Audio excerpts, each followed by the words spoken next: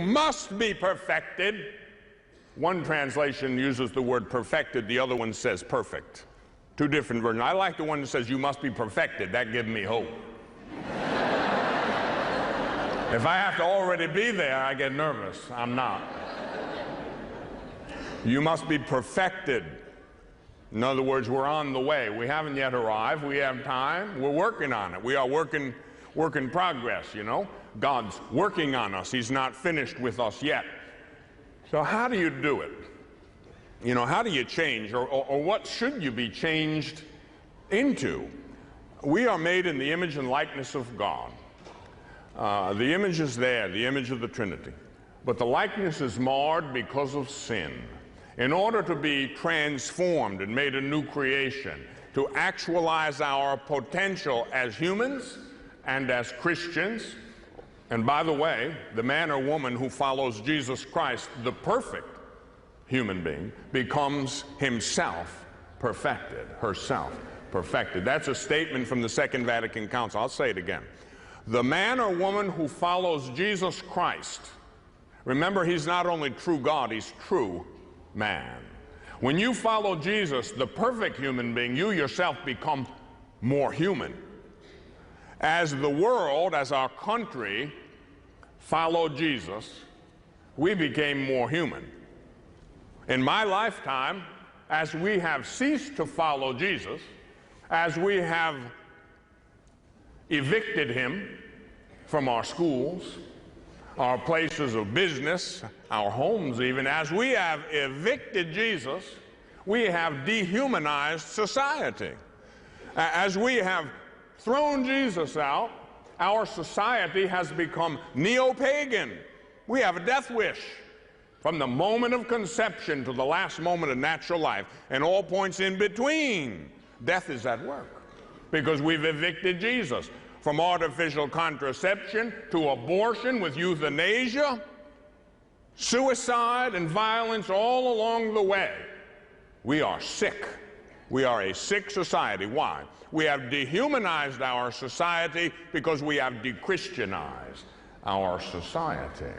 I made a statement right after September 11th, and I know I didn't dream it up, because when I preach, I don't really think. I just open my mouth, and somebody helps me. And his name is the Holy Spirit. And when I was preaching, in the aftermath of September 11th, now you know how we all felt back then. Just think back, not that long ago. This had never happened before, far worse than Pearl Harbor. Pearl Harbor didn't happen in the continental United States in the middle of downtown Manhattan. In the aftermath of that horrible tragedy, we were a little bit scared. Well, I was preaching, and I said, look here, it's time to wake up, America. You need to understand something. Immorality is un-American and a threat to national security. I got to say that again. Immorality is un-American and a threat to national security. I tell you what, Osama bin Laden is small potatoes. Osama bin Laden don't amount to nothing. His boss, Satan, is the real adversary. And the real problem that we have, the thing that makes me really nervous, is immorality. I'll give you an example. Knowing what the state of the world is, knowing that it can happen to us, right? We're not invincible. We know that now. The longer this ungodly, outrageous abomination called abortion on demand goes on, the more nervous I am. Immorality is un-American, and it is a threat, a terrible, vicious threat to national security.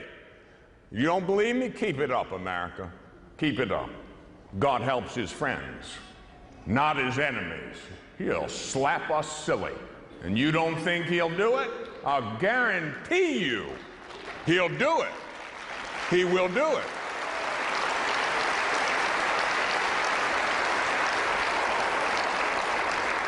And so what am I saying? as Lent is about to begin, I'm saying what Jesus says. I'm not saying anything different. The servant is no different than his master. Jesus said, I am the master, you are the servant. Where I am, there my servant will be. He preached the truth. We got to be about the truth, about our Father's business. He said, where I am, there my servant will be. Take a look, there he is. On a cross. I must be lifted up in order to draw all men to myself. Now, you live the truth in season and out of season. You boldly proclaim it. Demand it of your family. Don't be intimidated or afraid. Don't be pushy about it. Don't have a chip on your shoulder. Don't be picking fights. But quietly, strongly, you live your faith, and you'll see what I'm talking about. Where I am, there my servant will be. You'll be on a cross, all right. You will be on a cross. I guarantee you, but you need to be. No pain, no gain, no cross, no crown. And don't ever forget it, because that's where the power is.